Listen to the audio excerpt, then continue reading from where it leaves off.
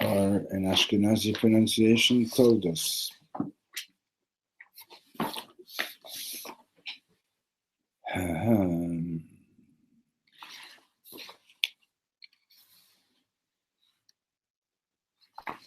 Okay.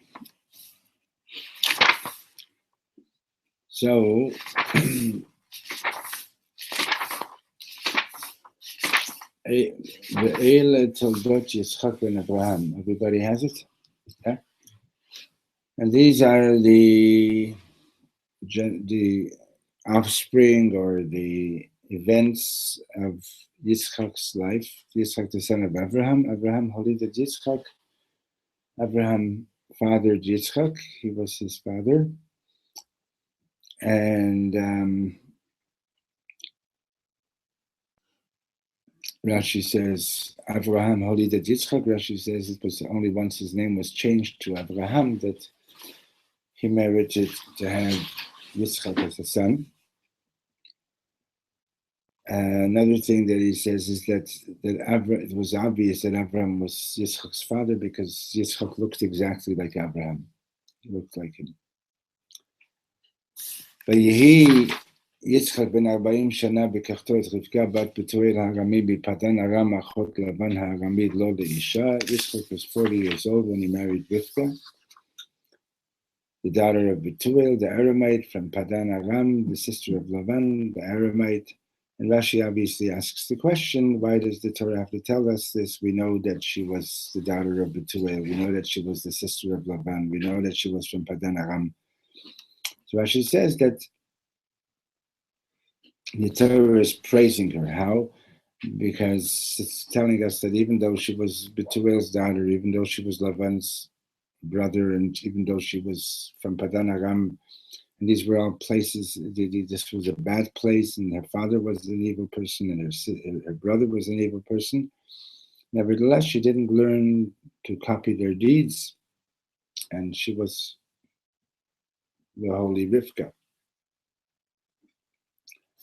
So Yitzchak was 40 years old, and according to Rashi, Rivka was 3 years old. And if you have a problem with that, well, too bad. When I say, I don't mean to be facetious, what I'm saying is that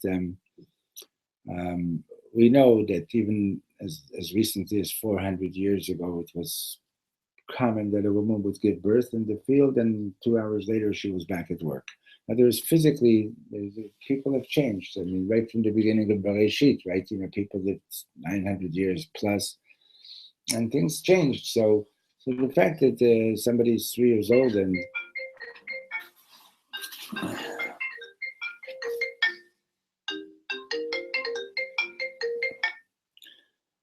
Esther, I'm just giving a class now. Can you call me in an hour? Yeah, okay. Bye-bye.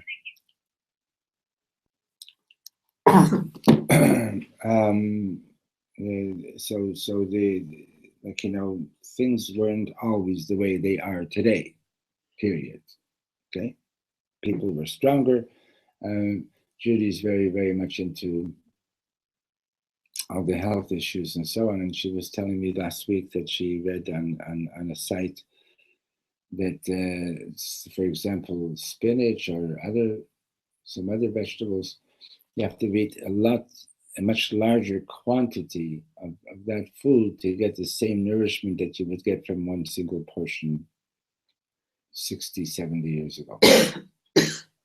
It's, we've done a lot to mess up the environment and things like that and so on. And so, in any case, that's what the Torah that's what Rashi calculates according to the Torah, and so she was 3 years old. So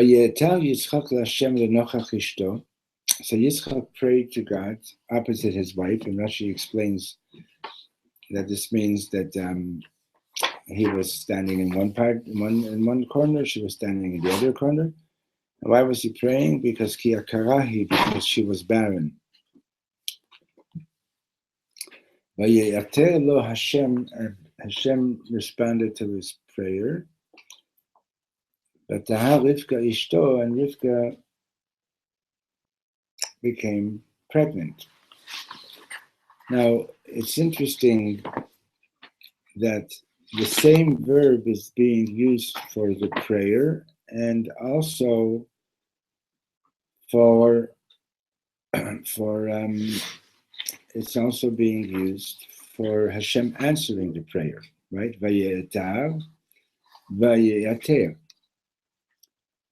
Now, we have, for example, earlier in a couple of weeks ago, in the Parsha, right, when Hagar was sent away from Abraham, right, and she's out there in the desert with Ishmael, and she's praying, and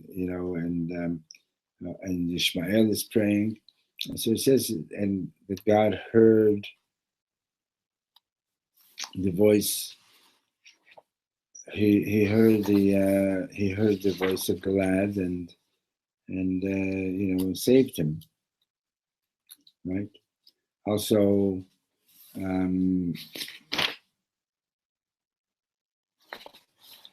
so in other words, usually also when we were in Egypt and we were crying out to God, so it says, Hashem heard our cries, right?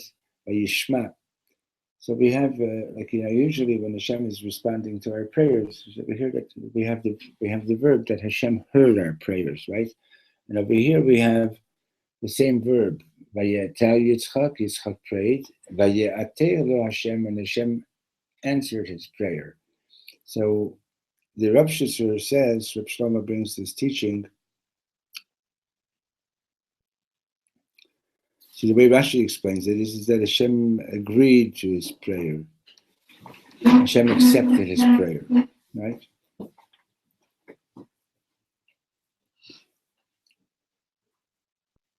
Now,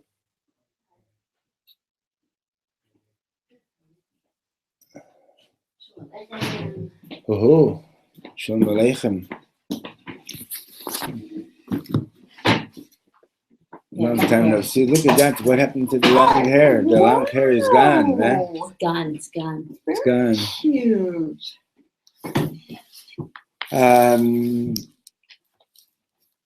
You want a bigger size chumash? Here. I'm okay. I have my Give me glasses. that. All right. I'm okay, Rabbi. It's okay. Yeah, I'll take that anyway. Take this. You already have the place open.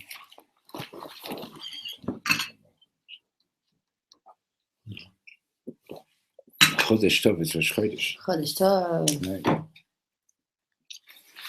So we're on this pasuk, so to say. So the Vaye'etav Yitzchak prayed, and then it says Vaye'ater lo, and Hashem answered him, and it's the same verb. So I think it will be correct to say that it will be accurate to translate Vaye'ater that Hashem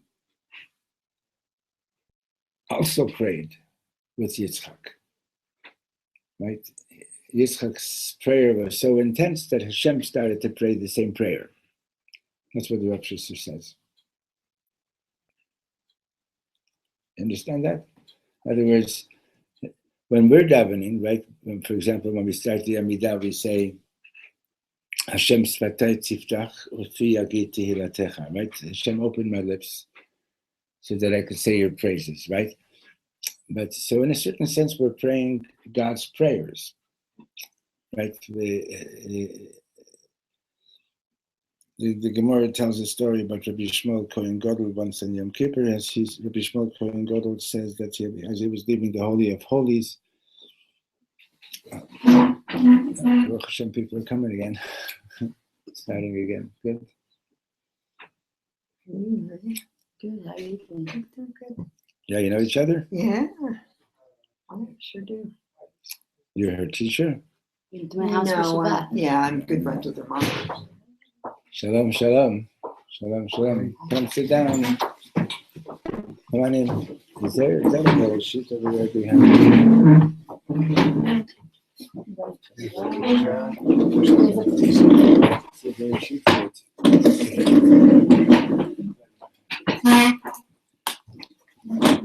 good. Amazing. Oh, thanks. Look at that, someone. There's another one. Yeah. Do we have enough glasses here? Check it. One? Okay. Who else wants to drink? You can bring some more glasses. That's another. Thank you. Some in the meantime. Okay. So does your hair fall out of it, or do you need to curl into it? No, this is my hair naturally. Definitely not had any curl, but it cut the shape of my glasses over here.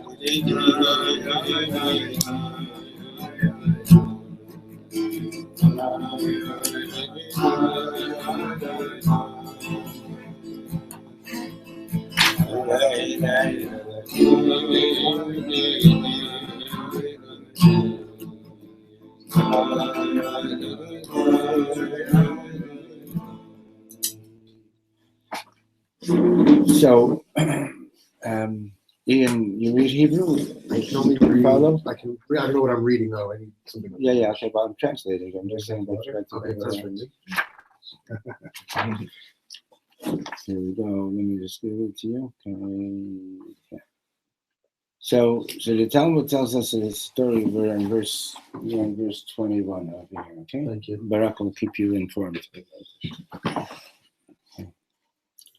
So the Talmud tells us a story that Rabbi Shmuel Kohen Gadol, and he says as he was leaving the Holy of Holies on Yom Kippur one year, the Shechina calls him over there, Akasri al Hamalach, says to him, Ishmael, my son, give me a blessing. And he blesses him that his compassion should overpower his anger. And the Shechina, so to speak, nods his head, so to speak, right, as if we can speak about it, and like saying Amen, right? So in other words, what the Ishbitzer explains over there is that the relationship that we have with Hashem in terms of prayer is basically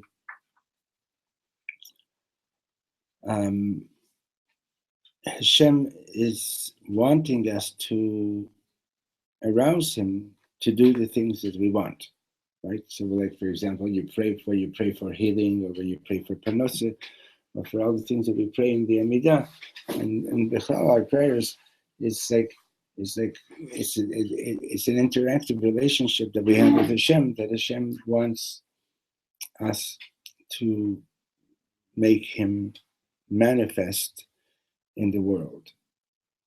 Okay. In the Tanya portion from last Friday, the Chabadniks, they divide the Tanya into all the days of the year, so they could complete the whole Sefer once a year. The Breslovers are now doing that with the Kutei Moran.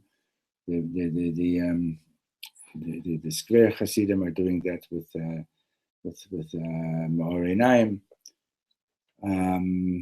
So the portion that was studied last Friday, the Alter Rebbe was explaining. It's the 31st chapter in Igeret HaKodesh. So the Alter Rebbe is explaining a passage from the Tikkunei Zohar that says that that in Galut, the Shechina is an exile. You've heard the word Shechina before. Shechina is like the indwelling of the divine presence.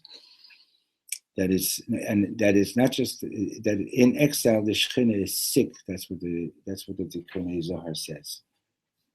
That is sick. So the Alter Rebbe explains like what's pshat. That is sick is that so he it's a very holistic explanation. So he uses as a parable the heart and the limbs of the limbs and the veins of the body. And so the circulatory system is such that the heart pumps the blood and then it comes back to the heart and so on, right? Yeah.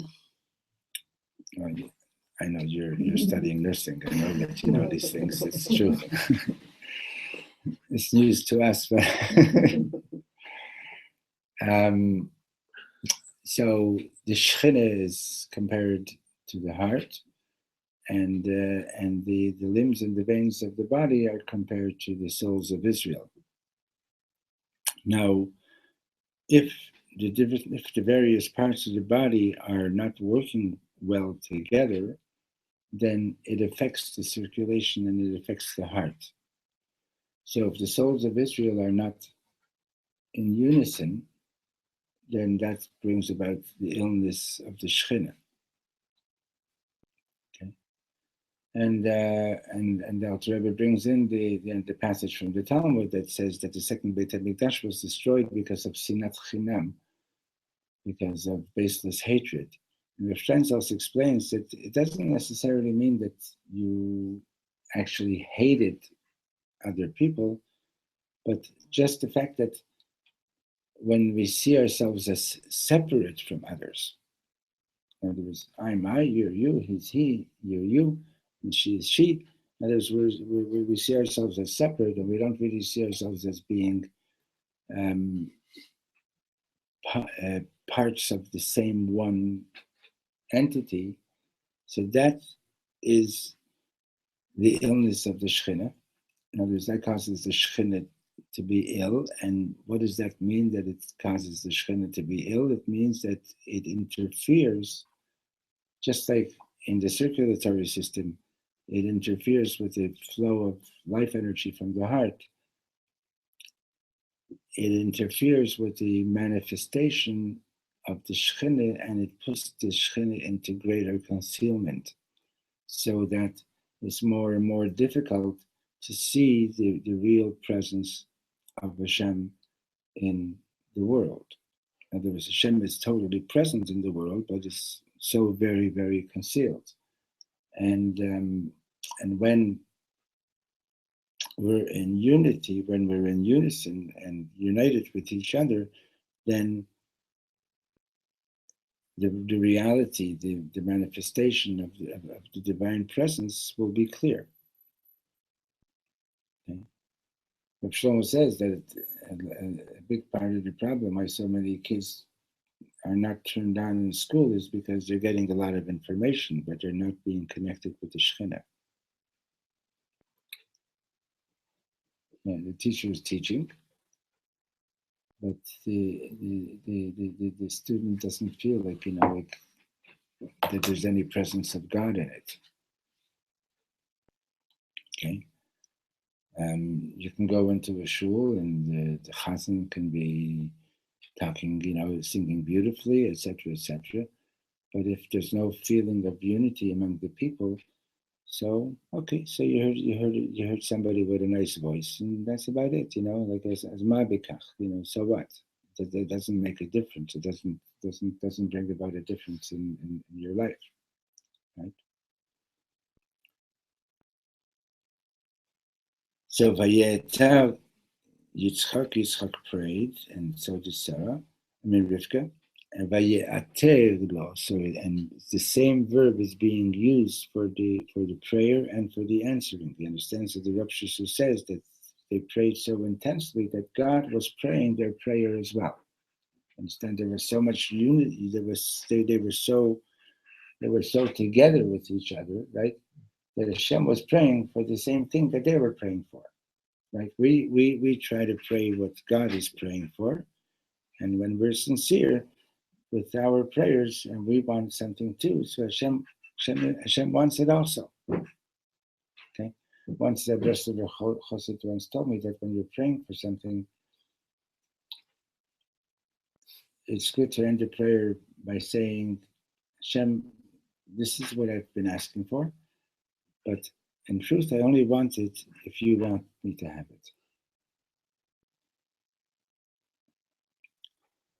So Hashem answers their prayers, and she conceives and she's pregnant.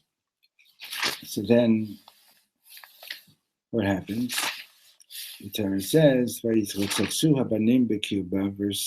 22, Kafbet. So the children were wrestling inside her womb. What is that supposed to mean? So Rashi gives an explanation that when she was passing by a house of Torah study, Yaakov wanted to already come out. When you don't have a Chumash? Oh, you want the English? Okay, yes, yeah. No, it's okay. That's good. And when she was passing by a house of idolatry, so Esau was trying to come out. In other words, she didn't know Yaakov, Esau, and this and that, but she just felt that she was going into labor every time that she passed one of these places.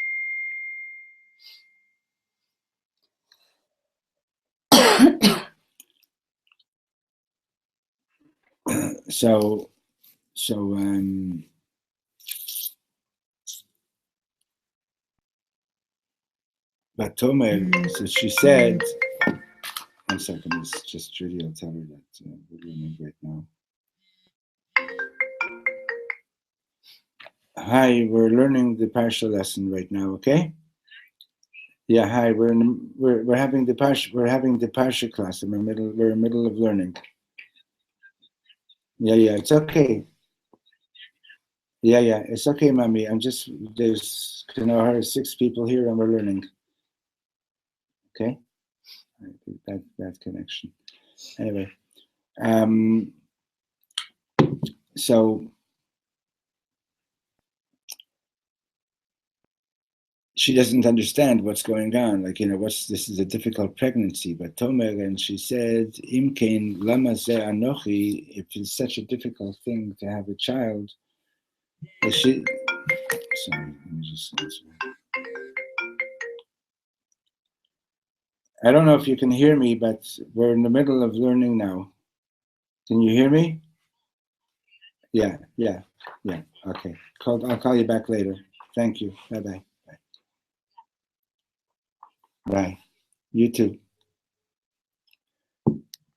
She's visiting her mother in Miami.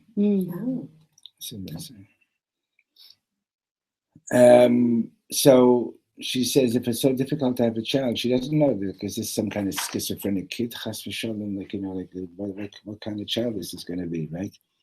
And maybe it was also just plain and simple, physically very, very difficult. So she said, she probably didn't know she was 2. Yeah, she didn't know yet, right? So she says, Im Kain, if it's so difficult, lama zeh anochi, why was I praying for this? So she went to inquire from God. So Rashi says that she went to the Beit Midrash of Shem and over there she was praying. She wanted to know what it was going to be. Yamar Hashem la, and Hashem answers her, right? So you see again over here, you see Hashem is answering her, but it's a different verb, right? It's not the same verb that's used for her prayer. And he says, Shnei goyim b'bitneich, there are 2 nations in your womb. V'shnei lumim mimeyayach yiparedu, and 2 nations will separate from your womb. V'la'om mila'om ye'ematz, and these 2 nations will constantly struggle with each other to overpower one another. But in the end, v'rav ya'avot sa'ir, in the end, the older one will serve the younger one. So this is obviously can be understood as a metaphor as well for the struggle between our nefesh halokit, our divine soul, and our nefesh habahamit, and our animal soul, right? And each one is Each one is struggling to be in the driver's seat, so to speak, right? The animal soul says, I'm the boss, and the divine soul says, no, I'm going to call the shots. But unfortunately, much of the time, it's the animal soul in other words, the worldly soul, that part of us which is more concerned about gratification and survival and gratification, etc., is what's usually taking control in our lives. And we, if we're fortunate, we give our soul a little bit of attention once in a while, right?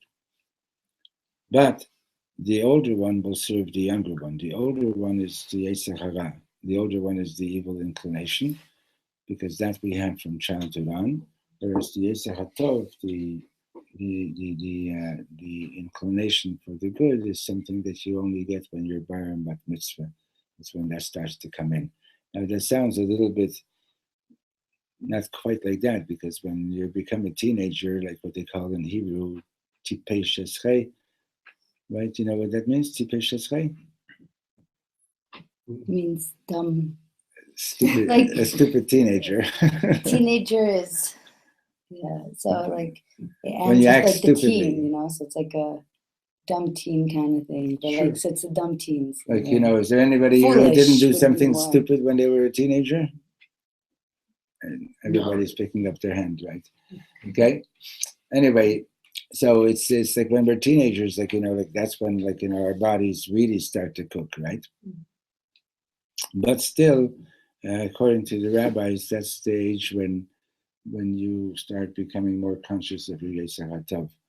In other words, and the fact that you're having more of a struggle, that itself is an indication that now you have a Yetzer HaTov as well. Okay. So in the end, in other words, what Hashem is telling her is that yes, there's going to be a struggle, and when the positive rises, then the negative recedes to the background, but the negative side of you doesn't give up, and it will continue struggling. And when you give into the negative, then the divine soul, unfortunately, recedes. But ultimately, the older one will serve the younger one, meaning to say that it's not about destroying your Yetzer Hara, but rather it's about transforming your Yetzer Hara, so that it becomes a participant, and it participates in serving Hashem together with the Yetzer HaTov. In other words,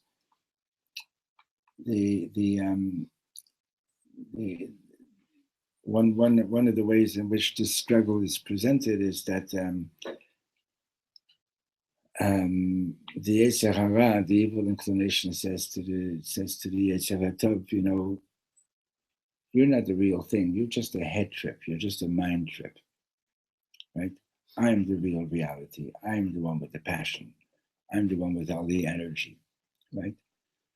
And you see that also, like when Moshe's telling Paro, that we want to go out of Egypt, and Paro finally acquiesces, and then he changes his mind. But at one point he says, okay, so who's going to go? So Moshe Rabbeinu says, everybody, the adults and the children, the men and the women, and everybody. And Paro says, no, just the men, just the older men, right? In other words, so what Paro is saying is that, like religion is just for older people, until you're old, when you're old, a few years before you die, you'll do a little bit of tribute, daven a little bit, and so on. But in the meantime, enjoy hedonistic Egypt, So it's not just that the Yetzer Hara will be overcome, but rather you can transform it to and get it to contribute its energy in serving Hashem. And Alter Rebbe explains in a mimer that that after in the daily prayers after Baruch Hu, we have two blessings before the Shema. And the first one talks about angels, right? Remember, there's a whole little passage there about the angels. So why are we talking about angels over there? Opening the Chayot HaKodesh. L'ofanim v'chayot HaKodesh, right? And we're talking about how the angels are saying Kadosh, Kadosh, Kadosh Hashem Tzvakot. Why are we talking about the angels at that point, right? So he explains that basically it's your divine soul talking to your animal soul saying, we're going to be saying Shema soon, and I want you to participate. I want you to put your energy into it. I want your energy. I want your passion. And so why would the animal soul be convinced to participate? Because when the animal soul is reminded of its origins, and the animal soul is also originates in Shemaim, and in Shemaim, that animal soul was among those angels that are called Chayot HaKodesh. And what are these? These are these holy animals that Yecheskel saw in his vision. The Chayot HaKodesh Ratzov V'Shov, they were running to God and coming back and running to God. And in other words, what they're described is that they're seeking the gratification of being in complete unity with Hashem, even though they know that by going too close, they will be consumed. They don't care. They want that. They want to be in complete unity with Hashem. And so they go and they get consumed, and then Hashem recreates them, and they go again and they get consumed again, and so on. So you're telling your animal soul, the reason that you are behaving the way that you do in this world, the reason that you're constantly seeking pleasure and gratification is because in your origin as an angel, that's exactly what you were like. It's just that I'm trying to remind you now to know that the real gratification, the real pleasure that you're really looking for is the pleasure of being in unity with Hashem. So I'm glad that you have all this energy. I'm it's good that you have all this excitement.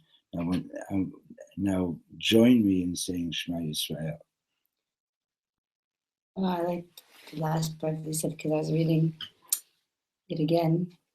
And like we started talking about like the one, like they're separate and it's one thing and the other first and different stuff. And then he said that they're actually like building each other in a way. So the way that I was reading and understanding it right before that was it says, like they will be separate and be apart, which is also like coinciding with what you're saying that like first one of them comes and then the other one. Yeah. And obviously if we do the Ashva, Esav is the firstborn. He's the first one to make his way out. Is what I was reading it as is they will weigh upon each other to make each other great in a way. Like in a certain sense, by doing it, they will develop each other, but then by developing each other, at the end, what will happen is that the younger one, which is Yaakov, the good, and Yaakov, will be the leader. Will be the victor. Yeah. Yeah.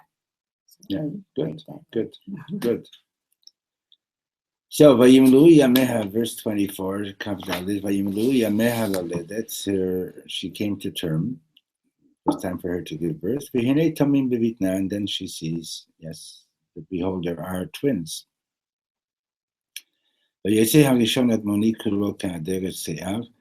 first one came out all red. It was like full of hair, and and they called him Esav, which means complete, or he already looked mature. Formed. Huh? Formed.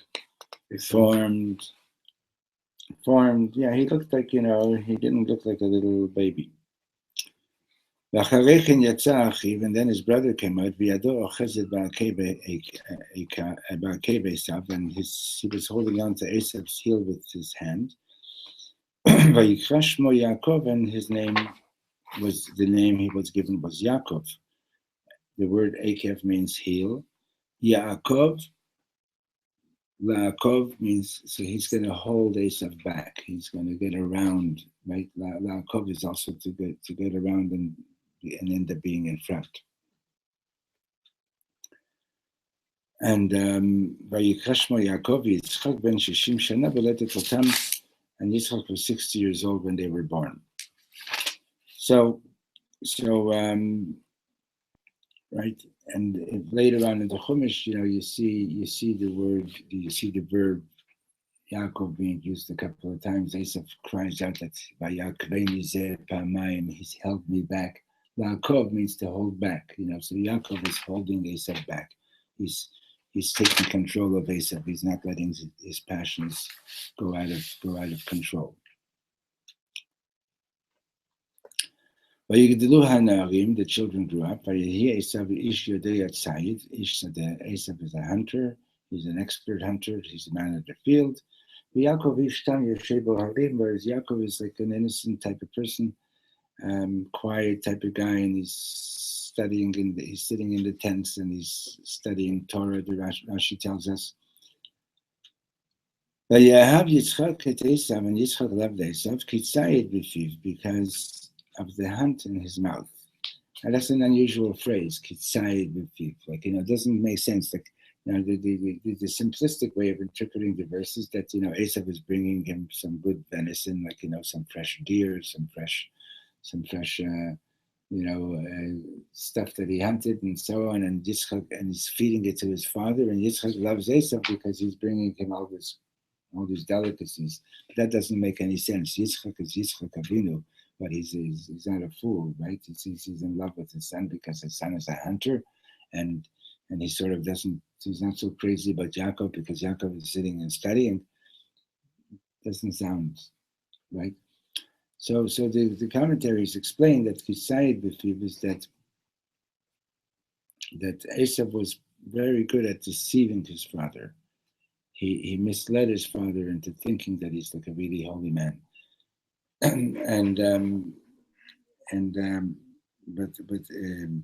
there's another interpretation also that Rav Steinsaltz brings, and that others bring it as well, and that is that you cannot judge a person just by what you see in front of your eyes right now. Even though by Yishmael, Hashem saves Yishmael, and he says, Ba'asher hu sham, because right now he wasn't, even though his descendants were going to be wicked, but he himself was praying at the time. So still, but when you're looking at a person, you got to sort of see, like, if you have a long vision, it's like, what's going to be the product of this person? What are his children going to be like? What are his descendants going to be like? And the Gemara says that Kitzayid B'fiv is that, we had this great rabbi in the Talmud, Rabbi Meir, who was a convert, and I guess that's why that school is called Rabbi Meir, probably, maybe not, but in any case, he's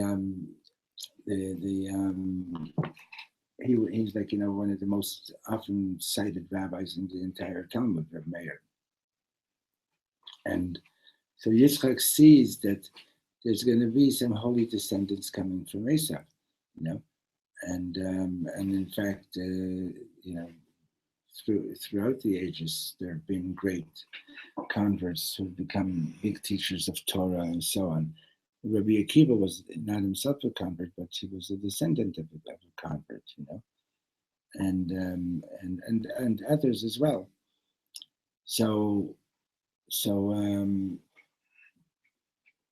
Yitzchak, doesn't want to reject Esav. He's got a place for him. He loves him too, right? The Rivka, however, that Yaakov, but Rivka loves Yaakov. She has a better, more clear vision of the reality.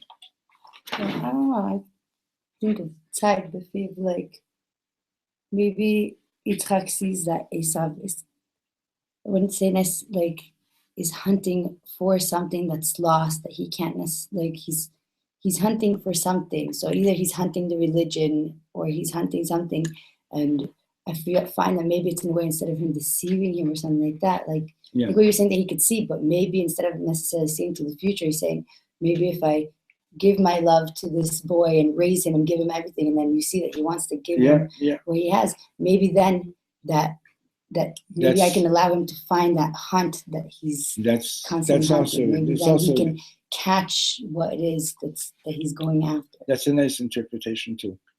It's not, like, there's different levels Side to with it. P, it sounds like he's like Right. attacking something, like he's hunting something. Well, he's well, going the for word, it. Tzayid B'fiv literally means he's hunting with his mouth, right? Or he has hunt in his mouth, Right, so that's what I'm thinking. Like, right? He has Mhm. hunt in his mouth. But he has that passion, right? He's an exciting guy. Like, Yaakov is a little bit boring, like, and Esav was like an exciting guy, like, once there was a teacher in the yeshiva that I went to as a kid, Rabbi Yaakov Yurkovich. So he once said to me that, what's a good teacher? A good teacher is somebody who teaches, like, like kids who are, like, well behaved, and that a good teacher is, like, somebody who knows how to take a really wild kid and turn them around and Right. without destroying them, and make them, and help them develop to their great potential. Yeah. Is Aesop ever like? I feel like I read that he's like described as a trapper, not a hunter. Is that ever? Well, Because he could like I feel like I read like in like the Midrash, like he trapped people with his mouth. Like well, that's what we were just saying. Is Yeah. that he deceived his father with different kinds of questions. Now Reb Shlomo says that don't kid yourself. Asaph, like, wasn't walking around, like, with chains, with chains and brass knuckles, and those boots that you don't want to get kicked by and things like that. He says Asaph looked like a really religious guy, and maybe even looked more religious than Yaakov. His shtreimel was bigger than Yaakov's shtreimel, and he was a Talmid Chacham. He learned Torah just like Yaakov did, and he was a scholar. So what Reb Shlomo explains is that he says that, and this is a really deep question, and it's a troubling question. We were learning it the other day in the 12:30 class. He says there in terms of numbers, there's 1, 2, 3, first, second, third, and so on, right? But then the Zohar says there's a real first to which there's no second. Okay. So the question is, what's first and foremost in your life? What's the most important thing in your life, right? And what's what's driving your life? So Reb Shlomo basically says is that the struggle between Yaakov and Esav is a question of what's first. So as far as Esav is concerned, is basically he himself is first, and God is important. I go to shul, I study Torah, I do the mitzvot, and so on, right? But what is on my consciousness all the time? What am I thinking about all the time? What am I doing? And what's behind everything that I'm doing? So for Yaakov, Hashem is first. That's for the Jewish people. Hashem is first and foremost. And this is the struggle that we have as individuals. What's first and foremost in my life? Like, somebody did a questionnaire one day. I don't know where it was done, but they asked a bunch of religious people if you would be somewhere off on an island for 24 hours and nobody knows you, and you could do whatever you want. Like we're giving you a 24-hour bubble in time. Okay. Would you be religious during those 24 hours? Would you be studying Torah? Would you be doing mitzvahs, or would you go and party like crazy? What would you be doing? And unfortunately, believe it or not, a lot of religious people answered honestly, and they said, "Oh yeah, they'd go and live it up. They'd go and they could do whatever they felt like it, and so on." So does that mean that God is not first in their life? No, it doesn't mean that, but it's like Reb Shlomo says, If God is not first, if God is just second in your life, what kind of God is that? Right? What kind of a God are you serving? Like, like second place? you know? So that's how he's distinguishing between Yaakov and Esav, and that's how he explains the next portion that we're about to read. So Vayazet, verse 29, Vayazet Yaakov Nazid. One day Yaakov was cooking. Did you notice that it's become like a real big thing to become a chef nowadays? Like the last few years, it's like big deal to be a chef. A lot of Celebrity chefs. Huh? Didn't notice. No, TV shows in America. That started years Not ago. only that, but I know more and more Celebrity people that are chefs. actually More and more growing people that are and actually making a becoming career out chefs, of it, young not people just that are putting it on making the side careers, burner like, and being like, okay, this is a It's hobby. like a whole geschäft, and there's competitions. Yeah, geschäft, and there's competitions, and there's I mean, there's an amazing amount of restaurants that have opened up just over here, and every one of them is they've got all these young chefs, and everyone's got this new fancy food and so on and so on. It's a big deal. In any case, so okay, Yaakov was cooking good, simple, ordinary lentil soup. Yeah. So going back to the topic of descendants. Yeah. So what Isaac was looking for in his descendants. Well, he's not that he was looking at it. He noticed, he saw that too. Yeah. Right. And so one explanation that I heard is that Isaac loved Esau because Esau was a go-getter, right? Yeah. And so who's going to be better to carry on the Jewish nation? Right. Someone who's Right. who's going out and doing things rather than Being Yaakov is a bit of a wet rag, right? Not quite, yeah, but being a quiet little guy. Yeah. Right. So Later on, but Yaakov's life, later on his life changes. yes, it's proven wrong because it's like, okay, I feel, but the voice of Yaakov, Okay.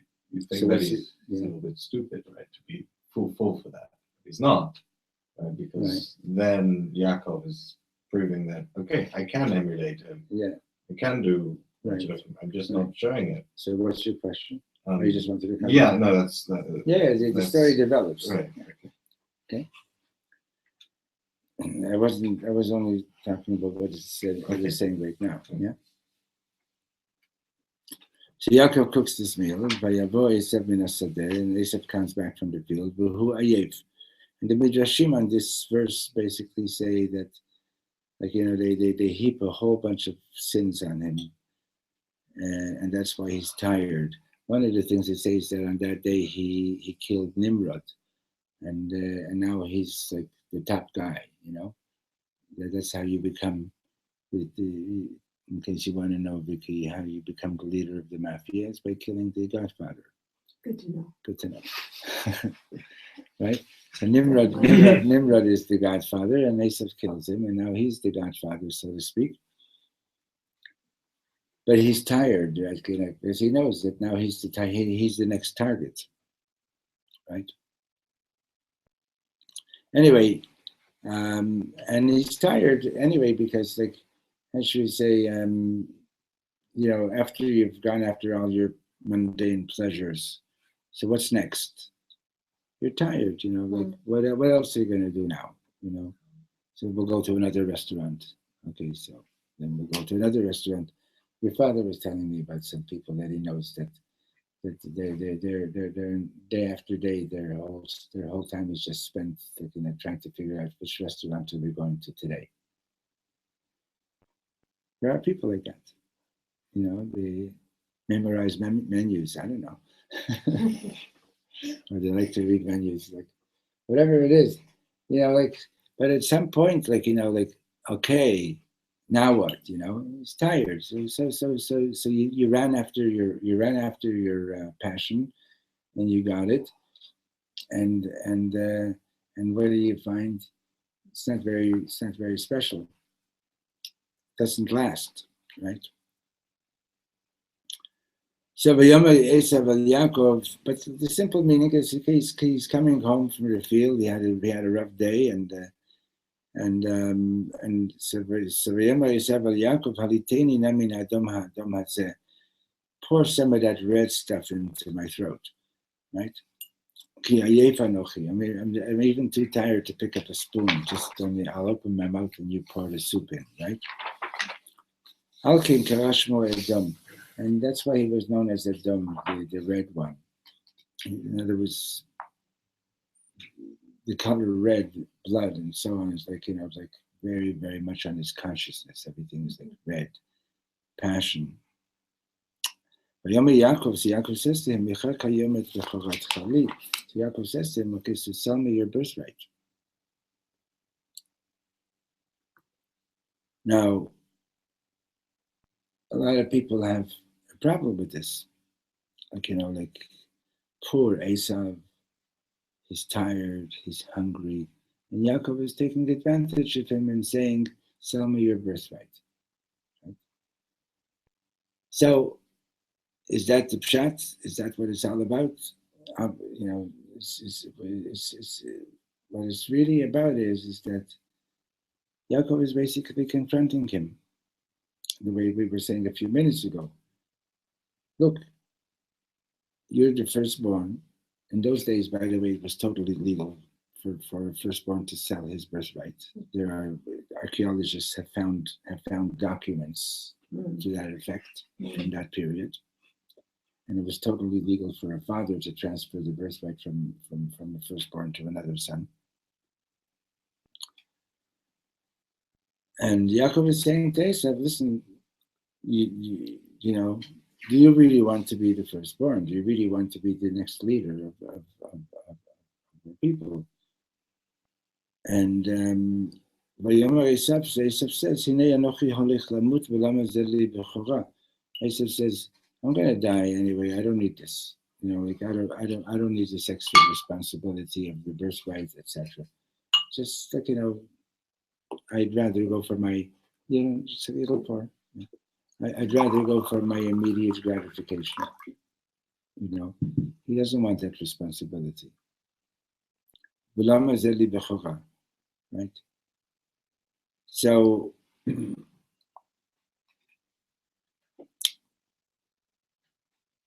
so Reb Shlomo says, like if you haven't found your primal, most meaningful thing in life, then you don't grow, you don't develop.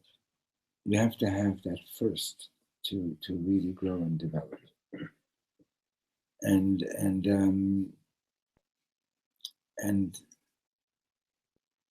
he says, if you don't discover that first in your life, then you're basically a slave to whatever Fifth Avenue wants to sell you, or whoever, or what's the Fifth Avenue in the UK? I don't know. Oxford Street. Oxford Street. Okay. Sounds intelligent. Okay. My mother's in the hospital. Hi, Etche.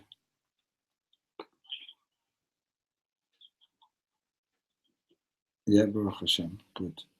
Okay. You had a call? No, I'm in the middle of giving the shir. So who told you that? Oh, Anya. Okay, good. Okay, thank you so much. Yeah, good. Thank you. Bye-bye. So if you don't have that first in your life, right? So you're just a slave. You're a slave to the next fancy thing. You're a slave to the next thing that's in fashion. You're a slave to the next whatever, the next ism, the next communism, this ism, that ism, whatever it might be. You just you don't know. You're not a master. You're not growing. You're not developing, and so on. And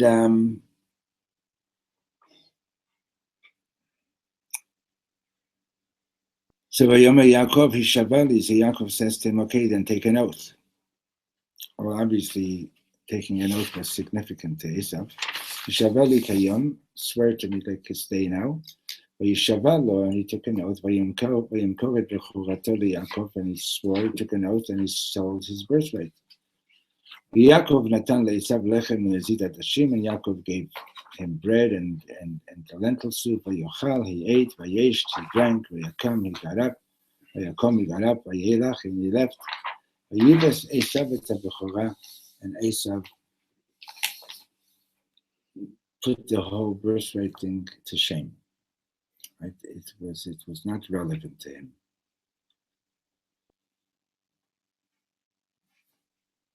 So now you understand.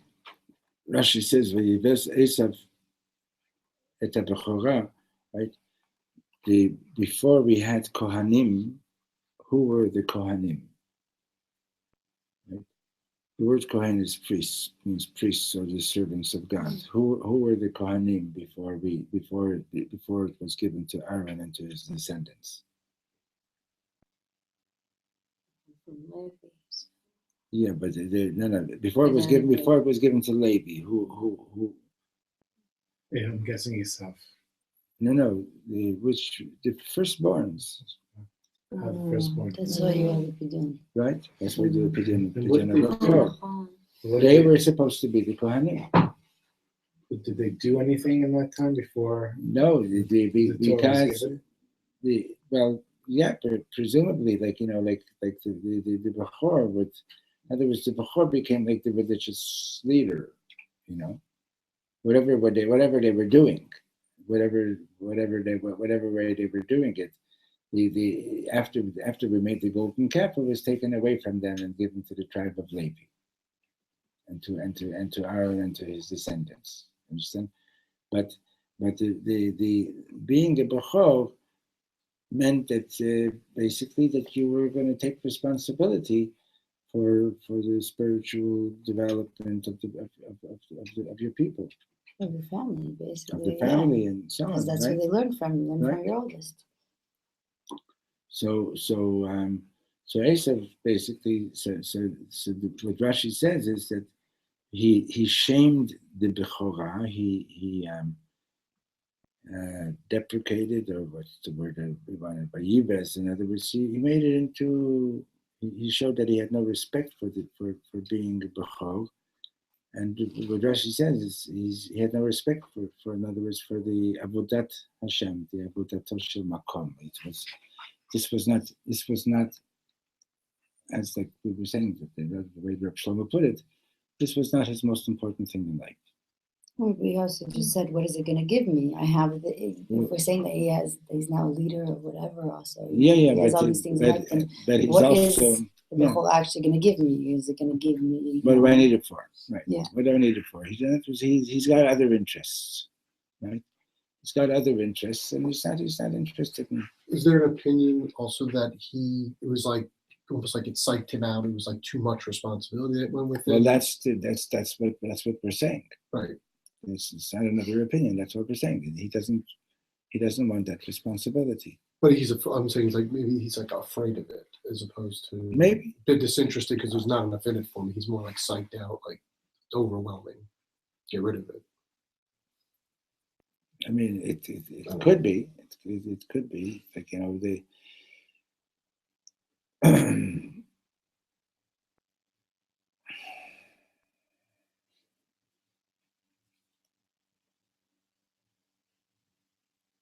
So now I'm just going to a couple more minutes. The next story in the Torah is that there's a hunger again in the land of Israel, and Yitzchak is about to do like his father did and go down to Egypt, but Hashem says no. Stay in the land. Don't go down to Egypt. And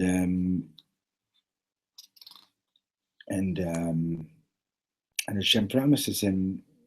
He says, live in, just look in the next chapter, the third verse, right? Okay, let's read it. We'll start from the beginning of the chapter. There was a hunger in the land, besides the fast, the famine that was in the time of Abraham. So Yitzchak went to Abimelech, to the king of the Philistines, to Gerar. Vayera elav Hashem, and God appeared to him. Vayomer, and he said to him, Al tered Mitzrayim, don't go down to Egypt. Shchon ba'aretz asher amar yadecha, live in the land which I will tell you. Gur ba'aretz hazot, live in this land. Ve'yeh imach, and I will be with you. V'varechecha, and I will bless you. Ki lecha v'zaracha etein et kol ha'aratzot ha'el, because I'm going to give this land to you and to your children. Vakimoti tashvua asher nishbati l'Avraham avicha, and I will keep the promise that I've made to your father Abraham. V'yirbeiti et zaracha kechochvei hashamayim, I will increase your children like the stars of the skies. V'natati l'zaracha et kol ha'aratzot ha'ele, I will give your children all these lands. V'yitbarachu v'zaracha kol goyei ha'aretz, and all the nations of the world will bless each other through your children. Ekev asher shama Abraham b'koli, because Abraham listened to my voice, v'yishmor mishpati, and he guarded my commands, mitzvotai, chukotai, v'torotai, all the things that I commanded him. So we have to know that this is our homeland. This is the land that Hashem promised us, and I pray that the government and the Bagatz gets the message.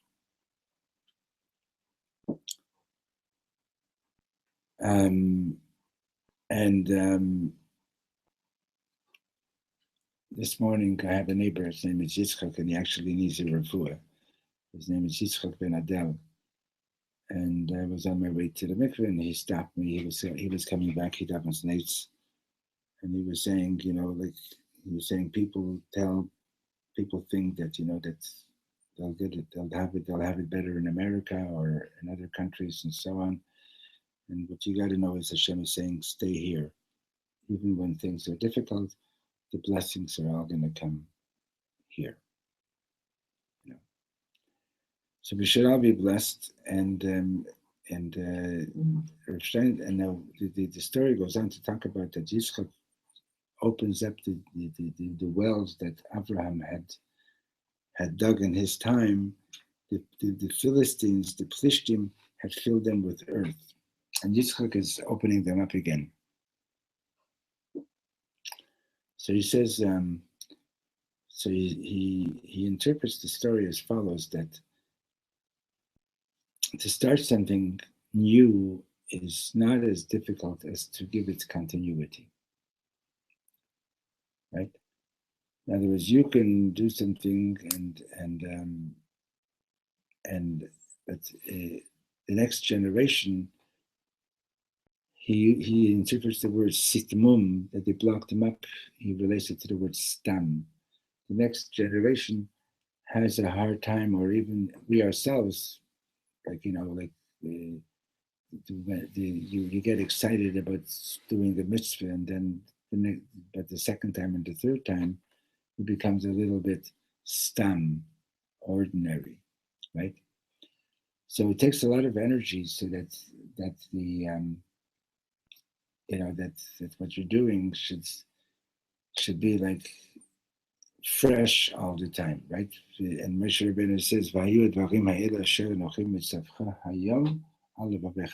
these things which I'm commanding you today should be upon your heart. So what's Pshat he's commanding us today? So the Talmud says that the words of the Torah should be new to you, as if you got it, as if you received it today for the first time, right? The first time that you learn something, this is exciting. The first time that you're doing a mitzvah, it's exciting, right? The second time, the third time, it may still exciting, but to have that freshness, to do it every day, like this is the first time I'm ever doing it, that's not easy. That's not easy. So so superficially, it looks like, haha, so what's so great about Yitzchak? His father dug the wells, and the Philistines filled them up with earth. In other words, the Philistines made them stand. It's just earth, it's just dirt, it's nothing special. And Yitzchak's job is to show that no, it's new all the time. It's a fountain of life. Be'er Mayim Chaim is a fountain of life.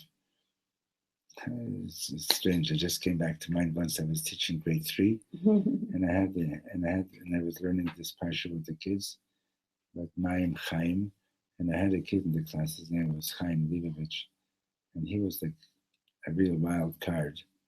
And mamish, there were times that I used to have to, and so I used to say to him, Mayim Chaim, living waters.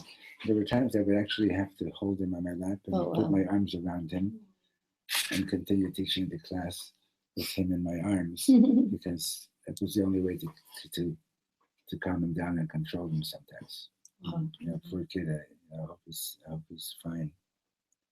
This is like we're talking about 35 years ago. So he should be 45 years old now, but whatever, somewhere around that. In any case, Chaim Leibovich, wherever you are, I hope you're doing well. And so, just to sum up, so we have these struggles. We have our Yaakov inside, we have our Esav inside, and we got to discover what is number one in my life. What is the most important thing in my life? Baruch Hashem, Be'ezat Hashem, bless us all through this month of light. Amen. Chodesh Tov, right. Chodesh Tov. Thank you for coming, everyone. It's been a long time since